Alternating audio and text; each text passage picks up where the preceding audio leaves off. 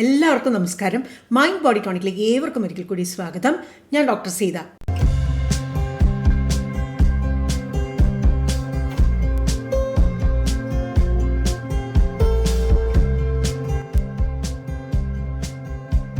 Ectopic എന്ന് പറഞ്ഞാൽ എന്താണ്? സ്ഥാനം തെറ്റിയുള്ളത് എന്നാണ് അർത്ഥം. അപ്പോൾ എക്ടോപിക് പ്രഗ്നൻസി എന്ന് പറയുമ്പോൾ സ്ഥാനം തെറ്റിയുള്ള പ്രഗ്നൻസി, ട്യൂബിൽ തന്നെ ഏതെങ്കിലും പോർഷനിൽ അതല്ലെങ്കിൽ വേറെ ഏതെങ്കിലും സ്ഥലത്ത് ഈ ഗർഭം പറ്റിപ്പിടിച്ച് വളരുന്നതിനെയാണ് നമ്മൾ എക്ടോപിക് പ്രഗ്നൻസി എന്ന് വിശേഷിപ്പിക്കുന്നത്. 90% ഈ എക്ടോപിക് പ്രഗ്നൻസിയും ഈ ട്യൂബിലാണുള്ളത്. അതിനാൽ തന്നെ നമ്മൾ പലപ്പോഴും എക്ടോപിക് പ്രഗ്നൻസി എന്നുകൊണ്ട് ഉദ്ദേശിക്കുന്നത് ട്യൂബൽ പ്രഗ്നൻസിയിൽ തന്നെയാണ്. അപൂർവമായിട്ട് എന്താ പറ്റുക, ഒരു ലെസ് ദാൻ 0.1% ഇതിലേ പോയി ഇതൊക്കെ കറക്റ്റായിട്ട് ഇങ്ങനെ ഈ ഒരു ബ്ലാസ്റ്റോസിസ്റ്റൊക്കെ വന്ന് ഇംപ്ലാന്റേഷന് വേണ്ടി യൂട്രസിനുള്ളിലേക്കൊക്കെ വരും. എന്നാൽ യൂട്രസിൻ്റെ ആ എൻഡോമെട്രിയൽ ലൈനിങ്ങിൽ ഇംപ്ലാന്റ് ചെയ്യാണ്ട് അത് കുറച്ചുകൂടി ഇങ്ങനെ താഴേക്ക് പോയി ആ സെർവിക്സിൻ്റെ റീജിയനിൽ പോയി ഇംപ്ലാന്റ് ആകും. അതിനെ നമ്മൾ സർവൈക്കൽ പ്രഗ്നൻസി എന്ന് പറയുന്നു. അത് വളരെ അപൂർവമായിട്ട് സംഭവിക്കുന്നതാണ്. അതല്ലാത്തുള്ള എക്ടോപിക് പ്രഗ്നൻസി എല്ലാം യൂട്രസിൻ്റെ ഉള്ളിൽ വരാതെ വേറെ എവിടെയെങ്കിലും ഒക്കെ ആയിട്ട് സംഭവിക്കുന്നതാണ്. ഇപ്പം ഞാൻ പറഞ്ഞല്ലോ അല്ലേ, 90% പ്രഗ്നൻസിയും ഈ ട്യൂബിലാണെന്ന്. ആ ട്യൂബിൽ തന്നെ 93% എവിടെയാണ് വരുന്നത്? ട്യൂബിൻ്റെ ഈ പോർഷൻ, അതിന് ആംബുലറി പോർഷൻ എന്ന് വിശേഷിപ്പിക്കും. ഇത് കണ്ട, ഈ ഭാഗത്താണല്ലോ ഫെർട്ടിലൈസേഷൻ നടക്കുന്നത്. അവിടെ നിന്ന് അങ്ങോട്ട് പോകാണ്ട് അവിടെ തന്നെ നിന്ന് അവിടെ തന്നെ വളർന്ന് കുറച്ച് കഴിയുമ്പോൾ അവിടെ തന്നെ വേരുറക്കുന്നതിനെയാണ് നമ്മൾ ആംബുലറി പ്രഗ്നൻസി എന്ന് പറയുന്നത്. ഒരു 4% പ്രഗ്നൻസീസ് കുറച്ച് ഇവിടെ വന്നിട്ട് ഏകദേശം ഒരു ഈ ഭാഗത്തായിട്ടായിരിക്കും വരുന്നത്. അതിന് നമ്മൾ ഇസ്തെമിക് പ്രഗ്നൻസി എന്ന് പറയും. ഇതുകൂടാതെ ചിലത് വന്നിട്ട് എന്താ, കുറച്ച് ഇവിടെ വന്നിട്ട് അങ്ങ് ഇംപ്ലാന്റ് ആകും. അതിനെ നമ്മൾ ഇൻ്റർസ്റ്റീഷ്യൽ പ്രഗ്നൻസി എന്ന് പറയും. അത് വളരെ അപകടം പിടിച്ചൊരു സൈറ്റാണ് ഇങ്ങനെ എക്ടോപിക് പ്രഗ്നൻസിക്ക്. ചിലപ്പോൾ എന്താ പറ്റുക, ഫെർട്ടിലൈസേഷൻ ഇവിടെ കഴിഞ്ഞ ശേഷം ഇങ്ങോട്ടേക്ക് വരുന്നതിന് പകരം എന്ത് പറ്റും, ഇതിലേ പോയി ഇങ്ങോട്ടേക്ക് വരുമ്പോൾ ചിലപ്പോൾ എന്താ, അപൂർവമായിട്ട് ഓവറിയിൽ ചെന്ന് പറ്റിപ്പിടിച്ച് വളർന്നു തുടങ്ങും. അതിനെ ഒവേറിയൻ പ്രഗ്നൻസി എന്ന് പറയും. അതിൻ്റെ ആ ഒരു ഇൻസിഡൻസും വളരെ കുറവാണ്, 0.5% ഉള്ളൂ. ചിലപ്പോൾ എന്താ പറ്റുക, ഇവിടെ നിന്ന് ഈ ഒവറിയിൽ പോകുന്നതിന് പകരം ഇതിങ്ങനെ താഴേക്ക് അബ്ഡോമിനൽ ക്യാവിറ്റിയിലേക്ക് വീഴും. എന്നിട്ട് അബ്ഡോമിനൽ എവിടെയെങ്കിലും അങ്ങ് പറ്റിപ്പിടിച്ച് വളരും. അതിന് നമ്മൾ അബ്ഡോമിനൽ പ്രഗ്നൻസി എന്ന് പറയും. അതിൻ്റെ ഇൻസിഡൻസ് വളരെ വളരെ കുറവാണ്, ലെസ് ദാൻ 0.03% ആണ്. മനസ്സിലായില്ലേ? അപ്പോൾ ഇതാണ് ഈ സാധാരണ നമ്മൾ ഈ എക്ടോപിക് പ്രഗ്നൻസി കാണുന്ന സൈൻസ്. അപ്പോൾ നമ്മൾ ഇനി മുതൽ നമ്മൾ പറയുമ്പോൾ മുന്നോട്ടങ്ങോട്ട് പറയുന്നത് പ്രധാനമായും ഈ ട്യൂബൽ പ്രഗ്നൻസിയെ കുറിച്ചിട്ടാണ്. ഇനിയിപ്പോൾ നമുക്കിതിൻ്റെ കാരണങ്ങൾ, എന്തുകൊണ്ടാണ് മാഡം ഇങ്ങനെ എക്ടോപിക് പ്രഗ്നൻസി വരുന്നത് എന്ന് ഒരുപാട് പേര് ചോദിച്ചിട്ടുണ്ട്. അപ്പോൾ അതിലേക്ക് നമുക്ക് കടക്കാം. 3 പ്രധാനപ്പെട്ട ആ ഒരു കാര്യങ്ങളാണ് നമ്മൾ മനസ്സിലാക്കേണ്ടത്. ചിലപ്പോൾ എന്താ, നോർമലായിട്ടുള്ള എംബ്രിയോ ആയിരിക്കും, എന്നാൽ അതിന് സമയത്ത് ഈ യൂട്രസിനുള്ളിലേക്ക് വരാൻ പറ്റില്ല. ഒരു 4 ദിവസം കഴിഞ്ഞ് 5 ദിവസം ആകുമ്പോഴത്തേക്കും യൂട്രസിനുള്ളിലേക്ക് വന്ന് ഒരു 6ാം ദിവസം ആകുമ്പോഴത്തേക്കും ആ ബ്ലാസ്റ്റോസിസ്റ്റ് പതുക്കെ ഹാച്ച് ചെയ്ത് അത് എൻഡോമെട്രിയത്തിൽ വേരുറക്കണം. അപ്പോൾ ആ സമയത്തിനുള്ളിൽ അതിന് ട്യൂബിൽ നിന്നും യൂട്രൈൻ ക്യാവിറ്റിക്കുള്ളിൽ വരാൻ പറ്റിയിട്ടില്ലെങ്കിൽ എന്താ പറ്റുക, അതെവിടെയാണോ ആ സമയത്തുള്ളത് അവിടെ അങ്ങ് പറ്റിപ്പിടിക്കും.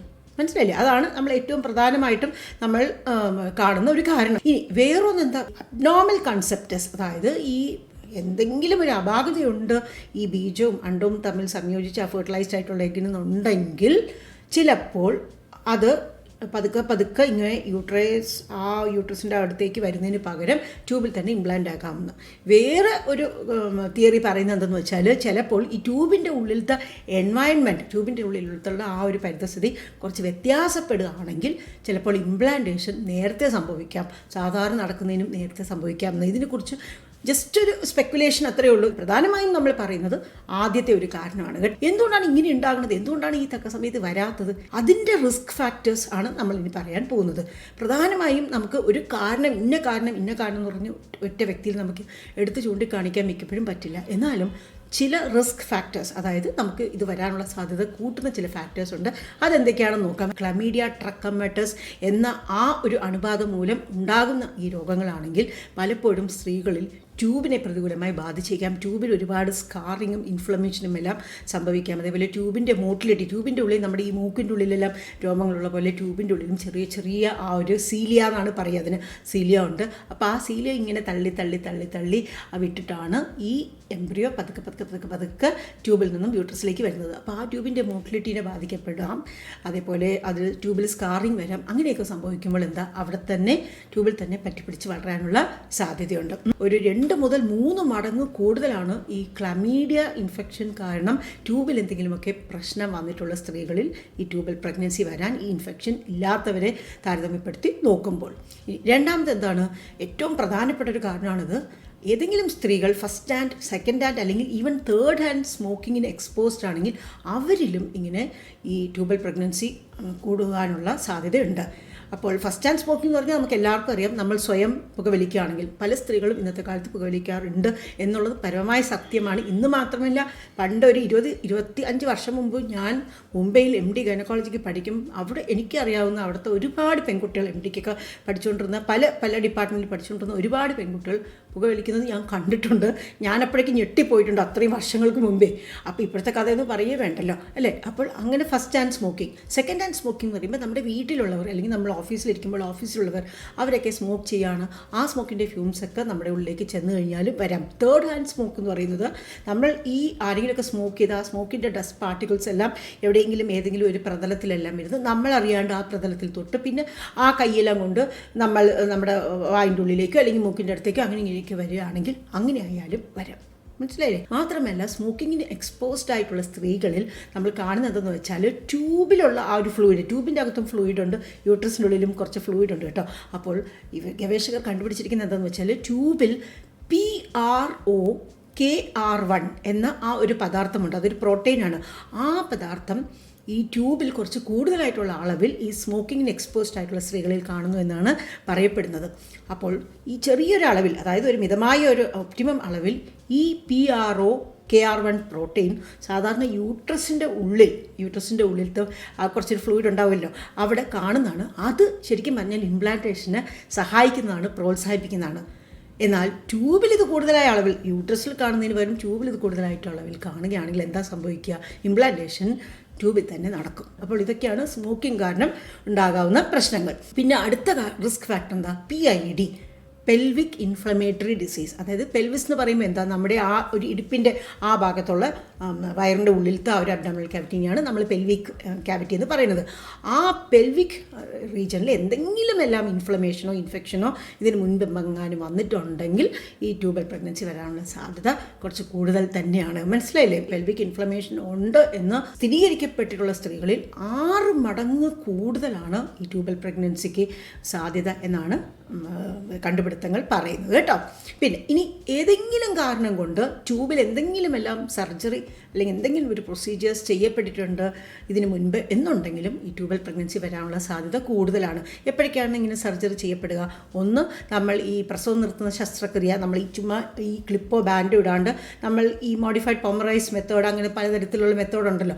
അപ്പോൾ അതൊക്കെ രീതി ട്യൂബ് കട്ട് ചെയ്തിട്ട് നമ്മൾ അത് കെട്ടി വെച്ചിട്ടുള്ള ആ തരത്തിലുള്ള നമ്മൾ ശസ്ത്രക്രിയ ചെയ്യുകയാണെങ്കിൽ, അതേപോലെ ഏതെങ്കിലും എല്ലാം ഈ ട്യൂബിലുള്ള രോഗാവസ്ഥകൾക്ക് എന്തെങ്കിലുമൊക്കെ സർജറി ചെയ്യുകയാണെങ്കിൽ, അതല്ലെങ്കിൽ ഇതിന് മുൻപ് എന്തെങ്കിലുമൊക്കെ എക്ടോപിക് പ്രഗ്നൻസി, ഇതേപോലെ ട്യൂബൽ പ്രഗ്നൻസി വന്നു അതിനുവേണ്ടി സർജറി ചെയ്യുകയാണെങ്കിൽ, അതല്ലെങ്കിൽ നമ്മൾ പ്രസവമെല്ലാം നിർത്തി വീണ്ടും കുഞ്ഞുങ്ങൾ ഉണ്ടാവണം, അതിനുവേണ്ടി നമ്മൾ ട്യൂബൽ റീകനലൈസേഷൻ ചെയ്യില്ലേ, ട്യൂബ് വീണ്ടും നമ്മൾ യോജിപ്പിക്കില്ലേ, ആ ഒരു സർജറി ചെയ്യുകയാണെങ്കിൽ ഏത് തരത്തിലുള്ള സർജറി ട്യൂബിൽ നടന്നാലും ആ ഒരു സ്കാർ വരുമല്ലോ, ആ സ്കാറിൻ്റെ ഏരിയയിൽ വന്ന് ഈ ഭ്രൂണം വന്ന് പറ്റിപ്പിടിച്ച് അവിടെ വളർന്നു തുടങ്ങാനുള്ള സാധ്യത നമുക്ക് തള്ളിക്കളയാൻ പറ്റില്ല.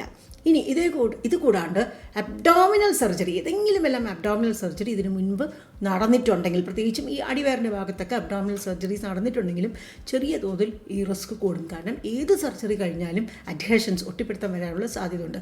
അങ്ങനെ ഈ യൂട്രസിൻ്റെയും ട്യൂബിൻ്റെയും ആ ഭാഗത്തൊക്കെ എന്തെങ്കിലുമൊക്കെ അഡ്ഹേഷൻസ് ഒക്കെ വരികയാണ്, നമ്മൾ അതിനെയൊന്നും തൊട്ടിട്ടില്ല, അതിനോട് അടുത്തുള്ള ഏതെങ്കിലും ഭാഗങ്ങളിലാണ് സർജറി ചെയ്യുകയാണെങ്കിൽ പോലും ചിലപ്പോൾ എന്താ പറ്റുക? ഈ ഒട്ടിപ്പിടുത്തം കാരണം ഈ ട്യൂബ് നോർമലായിട്ട് ഇതിങ്ങനെ ഫ്രീ ആയിട്ട് ഇങ്ങനെ ഇരിക്കണം അല്ലേ, ഇതിങ്ങനെ ഫ്രീ ആയിട്ടിരിക്കണം. അതിന് പകരം ചിലപ്പോൾ അത് പുറകോട്ട് വലിക്കപ്പെടും, അല്ലെങ്കിൽ അത് കുറച്ച് ഇങ്ങനെ ആയിട്ടിരിക്കും.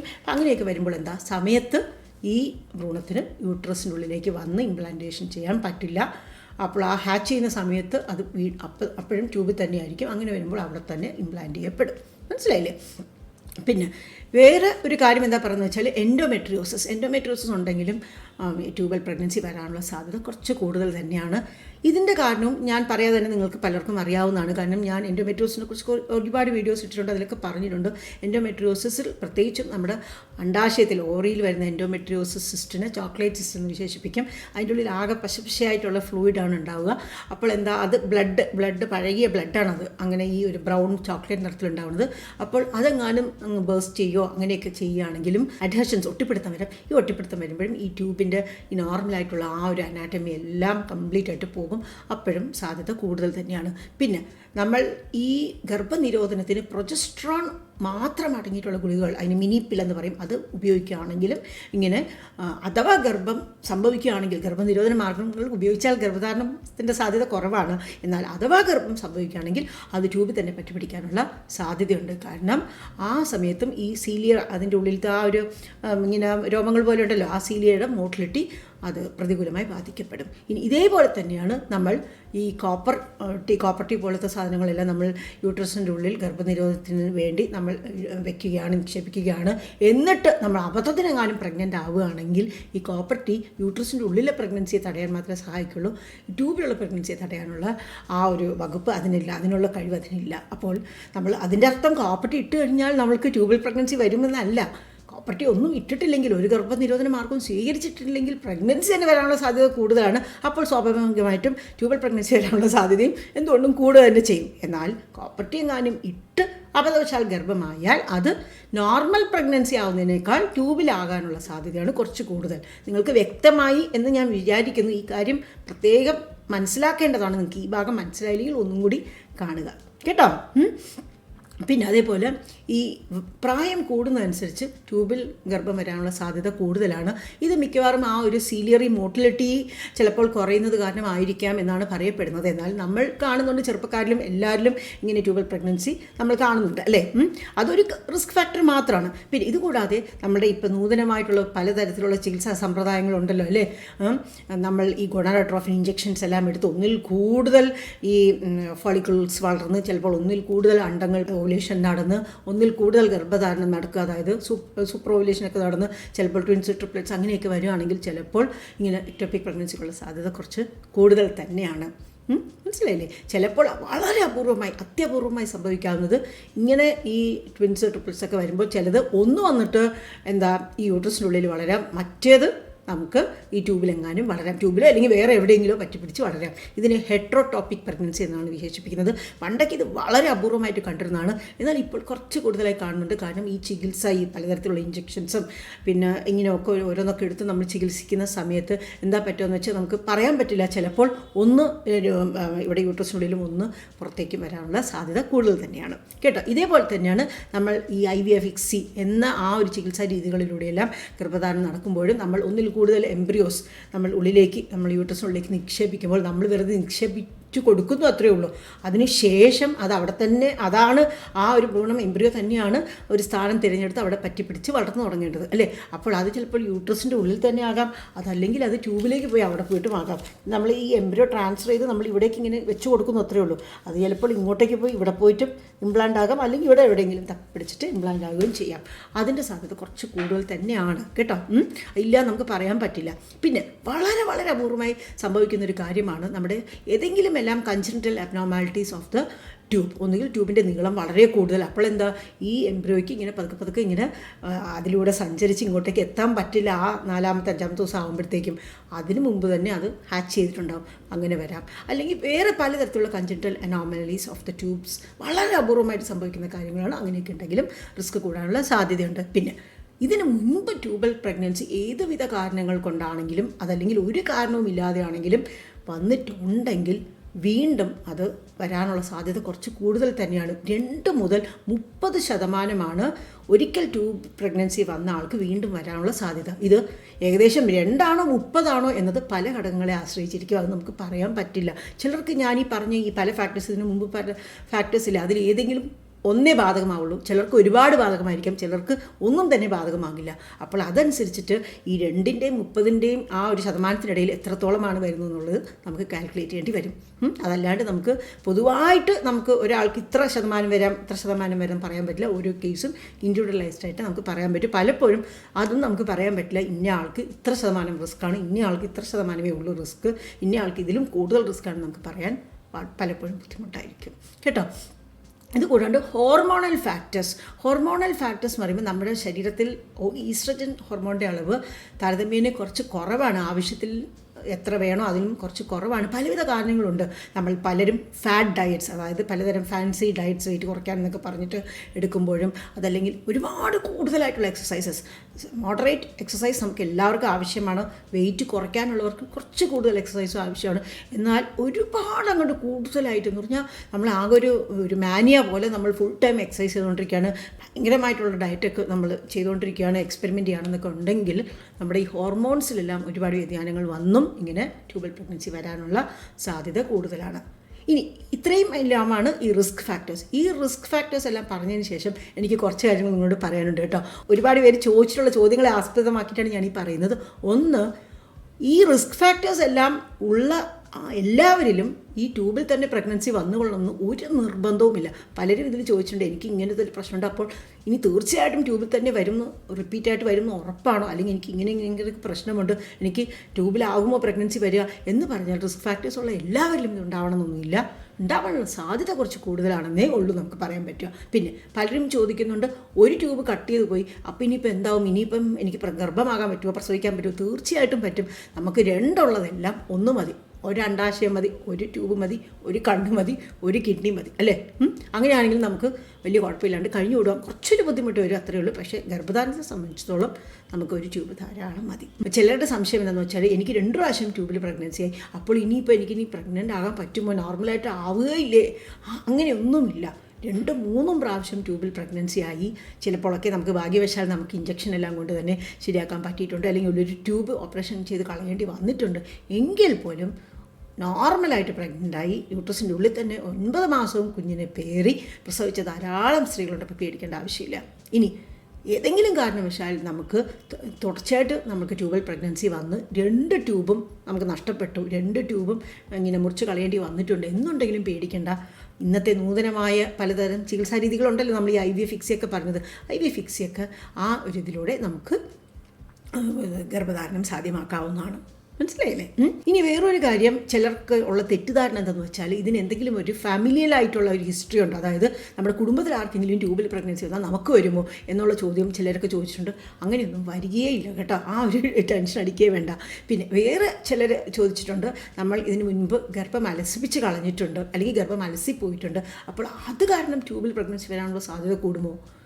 ഗർഭം അലസിപ്പിച്ച് കളയുകയോ ഗർഭം അലസിപ്പോവുകയോ ചെയ്തത് കാരണം കൊണ്ട് മാത്രം ട്യൂബൽ പ്രഗ്നൻസി വരാനുള്ള സാധ്യത കൂടില്ല. എന്നാൽ ഈ ഒരു ഏത് കാരണം കൊണ്ടാണ് ഈ പോയതാണെങ്കിൽ ശരി, അലസിപ്പിച്ച് കളഞ്ഞതായാലും ശരി, അത് കഴിഞ്ഞിട്ട് ട്യൂബിലൊക്കെ ഇൻഫെക്ഷൻ വരികയാണ്, അല്ലെങ്കിൽ ആ ഒരു എൻഡോമെട്രിയൽ ആ പെൽവിക് ഏരിയയിലും ഒക്കെ യൂട്രസിലും ആ ചുറ്റുമൊക്കെ ഇൻഫ്ലമേഷനും ഇൻഫെക്ഷനൊക്കെ വരികയാണെങ്കിൽ അപ്പോൾ പിന്നെ ഇങ്ങനെ ഈ ട്യൂബൽ പ്രഗ്നൻസി വരാനുള്ള സാധ്യത കുറച്ച് കൂടുമല്ലോ. ഞാൻ പറഞ്ഞില്ലേ, ആ ഏത് തരത്തിലുള്ള പെൽവിക് ഇൻഫെക്ഷൻ വരികയാണെങ്കിലും കുറച്ച് കൂടാനുള്ള സാധ്യതയുണ്ടെന്ന്. അതേപോലെ കൂടും കേട്ടോ. അതേപോലെ ഒരുപാട് നമ്മൾ ഈ സ്പോർട്സും എക്സസൈസും എല്ലാം ഒരുപാടധികം ചെയ്താൽ മാത്രമേ, ഞാനിപ്പോൾ മുൻപ് പറഞ്ഞതുപോലെ ചിലപ്പോൾ നമ്മുടെ ഹോർമോൺസിലൊക്കെ വ്യതിയാനങ്ങൾ കാരണം ഇങ്ങനെ ട്യൂബിലുള്ള പ്രഗ്നൻസി എല്ലാം കുറച്ച് കൂടാനുള്ള സാധ്യതയുള്ളൂ. അതല്ലാതെ നമ്മൾ സാധാരണ പോലെ സ്പോർട്സും സാധാരണ പോലത്തുള്ള എക്സസൈസൊക്കെ ചെയ്യുകയാണെങ്കിൽ കുഴപ്പം വരാനുള്ള സാധ്യത ഇല്ല. പിന്നെ ചിലരൊക്കെ ചോദിച്ചിട്ടുണ്ട്, അണ്ടത്തിൻ്റെ ക്വാളിറ്റിയും ബീജത്തിൻ്റെ ക്വാളിറ്റിയും കുഴപ്പമുണ്ടെങ്കിൽ അത് നല്ലതല്ലെങ്കിൽ ഇങ്ങനെ ട്യൂബിൽ പ്രഗ്നൻസി വരുമോ എന്ന്. അതിനെക്കുറിച്ച് നമുക്ക് പറയാൻ പറ്റില്ല. ഞാൻ പറഞ്ഞില്ലേ, ഈ നല്ലതല്ലാത്ത ഭ്രൂണം ആണെങ്കിൽ ചിലപ്പോൾ പതുക്കെ ട്രാവൽ ചെയ്ത് വരുന്നുണ്ടാവുള്ളൂ. പക്ഷേ ഇതൊരു കാരണമാണ് ഈ ട്യൂബൽ പ്രഗ്നൻസി ഉണ്ടാവാനെന്ന് ഇതുവരെ ആരും പറഞ്ഞിട്ടില്ല. നമുക്ക് വേണമെങ്കിൽ ഓക്കെ, നമുക്ക് അണ്ടത്തിൻ്റെ ബീജത്തിൻ്റെയൊക്കെ ക്വാളിറ്റി കൂട്ടാൻ വേണ്ടി നമുക്ക് ശ്രമിക്കാം, കാരണം അതെപ്പോഴും നല്ലതാണല്ലോ. അല്ലാതെ അത് കാരണം ട്യൂബൽ പ്രഗ്നൻസിക്കുള്ള സാധ്യത കൂടുമെന്ന് പറയുന്നതിനോട് ഒരു തെളിവായിട്ട് അങ്ങനെ പ്രത്യേകിച്ച് ഇതുവരെ ഒന്നും നമുക്ക് കണ്ടുപിടിക്കാൻ പറ്റിയിട്ടില്ല. പിന്നെ വേറെ ചിലർ ചോദിക്കുന്നതെന്ന് വെച്ചാൽ, ഹസ്ബൻഡിൻ്റെ ആ ബീജങ്ങളുടെ കൗണ്ട് മോട്ടിലിറ്റിയൊക്കെ കുറവാണെങ്കിൽ അപ്പോഴുണ്ടാകുന്ന ആ ഒരു പ്രഗ്നൻസി ട്യൂബിലാകുമെന്ന്. അതിനും എനിക്കിതേ ഉത്തരം തന്നെയാണ് പറയാനുള്ളത്.